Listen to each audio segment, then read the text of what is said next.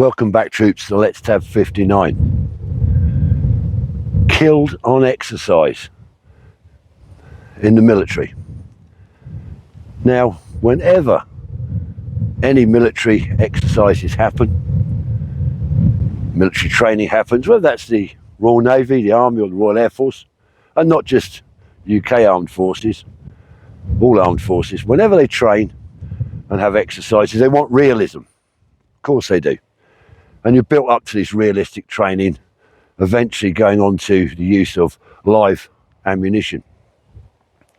And of course, the very nature of that training is dangerous because you're training for war, for operations. And therefore, mistakes happen, accidents happen, incidents happen, and people get injured, and occasionally people are killed in training.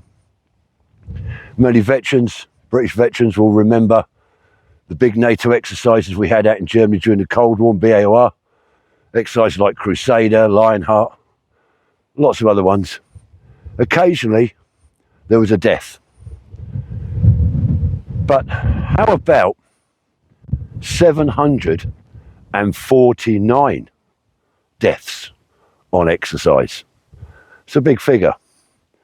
And that's what I want to talk about today. Now, today is the 5th of June, 2025. 81 years ago tomorrow was Operation Overlord and Operation Neptune, better known as the D-Day landings. Last year, when it approached the 80th anniversary, I'd done a small series of videos talking about each of the beaches and a couple of the major battles that happened on D-Day. I covered those and paid tribute to all the soldiers that lost their lives on D-Day. But what's not known as well is how many people died leading up to it during training. Now, obviously, loads of US personnel came over from America. I think at one time it totaled over 1 million United States personnel in the UK. Obviously in the big build-up to the kick-off, the real thing, the real game, the D-Day. And those troops they were quite raw. Many of those troops were very raw. Not all of them, but many were very raw soldiers, not come under fire before, just done their basic training out in the States. And likewise, a lot of the British troops were similar back in the UK. So there they all are in England, and they've got to be prepared and ready. And the American forces, the hierarchy of the Americans, were very, very keen on getting these troops battle inoculated, if you like. That's quite a good term, battle inoculation. In other words, getting these troops used to the sounds, sights and smells of battle. And the only way you can do that really is with live ammunition. So they started to think about the training, and at the end of 1943, December 1943, they'd planned a few little preparational exercises. Exercise Fox, but the main one being Exercise Tiger, and that's what I want to talk about. So they had to look for a location, and they found a location in in Devon, on the southwest coast of the United Kingdom of England. And they picked this place called Slapton Sands. The beach there was very similar to the Normandy beaches. And so it was decided they would use that bit of beach. Now, there was a village there, seaside village there, that had to be evacuated. There was 3,000 people living in that village. Many of them had lived there all their lives, had never left the village. But that had to be cleared out. They gave those locals 6 weeks to get out of that village, so it was going to be used for training. So they did. They oiked them all out, cleared the village. Now, the particular beach that they were using was very similar to Utah Beach, and that was key. They really needed to practice the landing on Utah Beach. They saw that as key, and this beach in Devon was very similar. So that's what they were trying to rehearse. So the first day of the exercise was taken up with training the troops, marshalling them, and embarkation onto the landing craft and other ships. And then what they did to simulate the actual crossing of the channel that they would do on D-Day, they sort of took them for a bit of a roundabout scurry in the channel and took all the ships and landing craft and accumulated them all together off Lyme Regis, in the channel off of Lyme Regis there. And they held them there. And then the second phase obviously was to come down, to travel down from Lyme Regis towards the beach and conduct the landing operation, the first day of the landings, the first wave, if you like, going in. So that's what they did. And the idea was that H hour, the actual landing, would go in at 07:30 on that morning with live firing. Now, they had ships out there that would use their guns and pummel the beach just like they would on D-Day, like they did on D-Day. Rocket ships firing and naval gunfire going in. So again, the troops exercising would hear the sounds of battle, experience these shells and rockets screaming over their heads and detonating on the beach. They'd see it all, they'd hear it all, they'd smell it all. That's what I'm getting at, the battle inoculation. That's what it was about. And also, on land, on certain parts of the beach, they did have some US forces acting as enemy, as a live enemy. Obviously, they were out of the way of the gunfire, but they had live ammunition. They were instructed to, with umpires, to fire small arms ammunition over the tops of the heads of the assault troops as they come up the beach. Nothing too bad about that. We still do it today. We still fire overhead fire on troops today to simulate that. So the first wave go in, and unfortunately, the lads on the beach were supposed to be firing over their heads, knocked down a few of our own troops. Bit of friendly fire, bit of blue on blue, if you like. And they take a number of casualties, but the exercise cracks on. Now, the troops that were still out in the channel waiting to land, just before this happened, didn't get the message that the commander of the exercise, Admiral Moon, I believe his name was, he had delayed H hour by 1 hour. So some of the troops come piling into the beach, not getting that message. And the naval gunfire comes down, that takes out a lot of their own troops as well. So we got deaths from the enemy, people playing enemy, firing onto the troops, and the naval gunfire has come in an hour after it should have done, and miscommunication. Apparently, the naval ships supplying the gunfire couldn't talk to the other troops to let them know, and only some of the landing craft got the message, some didn't. But the exercise cracked on. Gets on to the next day of the exercise, and there's still a lot of ships corralled, if you like, off Lyme Regis. They're all waiting up there for their phase of the wave of the exercise to go in. Now, security for this exercise, because we're in wartime here, we're in the Channel. You know, the Germans are just across the water. Was down to the Royal Navy. So the Royal Navy put some MTB, some motor torpedo boats, and they put them up in the just off Cherbourg area as to act like a screen. So, because we had these German E-boats, which were torpedo-carrying fast vessels. They were quite pesky. And so the MTBs were there to act as a screen, along with other ships, to try and secure the exercise area, if you like. Because we're running this exercise right on their doorstep, if you know what I mean, if you've seen the geography. But somehow these E-boats in the night slipped past the British screen, the security screen, and come across the channel and saw what was going on, and very quickly realised what was going on. It was an exercise, preparation for an invasion. And they come in with their torpedoes and their fast-moving vessels, and they sunk a couple of these landing ship tanks. They were carrying tanks, these landing ships, they're quite big. They got LSTs, landing ship tank. They sunk two, killed a lot of lads, and seriously damaged one. And then they legged it.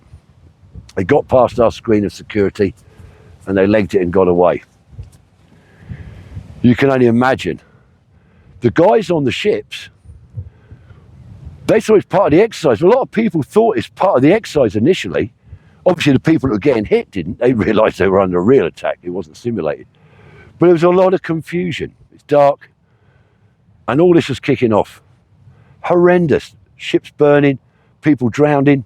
Apparently, the US troops involved in the landing hadn't been trained properly on the use of their life jackets. And what they'd done, they'd put their life jackets on around their waist rather than under their arms. So then when they entered the water, they become top heavy and literally just flipped up and went down and died. Some died of hypothermia. Some were burnt to death. Some refused to jump off of when they got the abandoned ship signal. They refused to jump off because the sea was on fire. Imagine all the gasoline's on there, ammunition's going off, the sea's on fire. They're thinking, I can't jump into that. And they went down with the vessel. Absolutely horrendous. Luckily, the U-boats didn't exploit it and only done that one attack, that one sweeping attack, and then they bugged out. If it had come back for a second bout, they'd have had the rest of the ships there. So there's a little bit of luck on that going one way. The aftermath, well, as I say, there was 749 dead US soldiers and US sailors. It became known the Battle of Lyme Regis. Absolutely horrendous.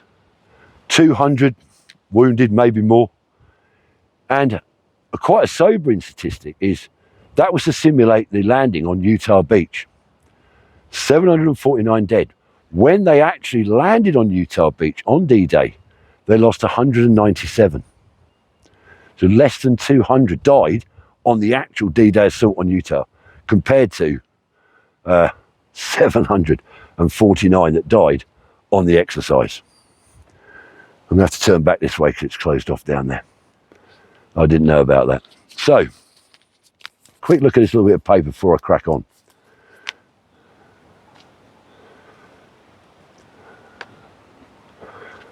Now, after this all happened, everybody was sworn to secrecy. I mean, they were sworn to secrecy about the actual exercise Tiger itself, but afterwards they didn't want this getting out, what had exactly happened. And therefore, it didn't really get into the news, and certainly the news didn't filter back to the United States, and people in Britain didn't know either. Sworn to secrecy for years.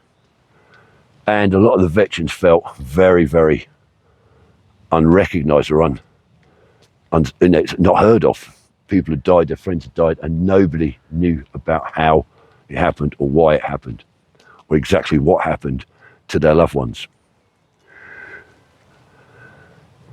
Years later, little bits started to drip out. And in the 70s, I think it was around 1974, because the locals didn't know, but they'd been evacuated. Some fishermen in 1974 were fishing off that area, off the beach, and their nets kept getting snagged in something. Now, one of the guys that was one of the fishermen was a diver, and it wasn't deep waters there. And he said, well, I'll go down, I'll dive down and have a look and see what's catching our nets. So he rigged his kit up and he went down and he dived into the area where they're snagging their nets. And when he come back up, he said, what have you found? He said, we found a tank. And they didn't know what sort of tank it was. They said, is it a water tank? Is it a gasoline tank? He said, no, it's a military tank. Down there was one of these DD tanks, these Sherman converted tanks that could swim. Obviously not in this case. Anyway, they managed to get it up onto the beach, clean it up. They sorted it all out. Bits and pieces of information then questions started to get asked, and eventually, I think around the 1980s, the whole story came out and it was exposed. The veterans must have been relieved that finally it was being spoken about. The tank that they dragged out that day is now a memorial down there at Slapton Sands, and it serves as a memorial, as I say, for the people that lost their lives during Exercise Tiger. I'd love to go down and visit one day. You can see it online, actually, some fantastic shots of it. So, at least the veterans then did get some recognition. The bodies that were recovered that day, they accounted for all the bodies apparently, they were moved down to Brookwood military cemetery in Surrey. Any of you served in the Purbright area, Guildford around there, you'll know Brookwood Cemetery. It's our largest military cemetery in the United Kingdom, I believe. And within that cemetery is an American cemetery, which is looked after by the American War Graves people. Fantastic cemetery. If you've not been, it's well worth a visit going to Brookwood. And that's where all these guys that died on Exercise Tiger are buried. So I wanted to make this little video about Exercise Tiger because it's poignant. It's coming up to D-Day. This exercise happened in the 22, 23, 27th of 28th of April, over that period. So it's over, it's past the anniversary, not right now, but it's just before D-Day. And I wanted to put that one out there.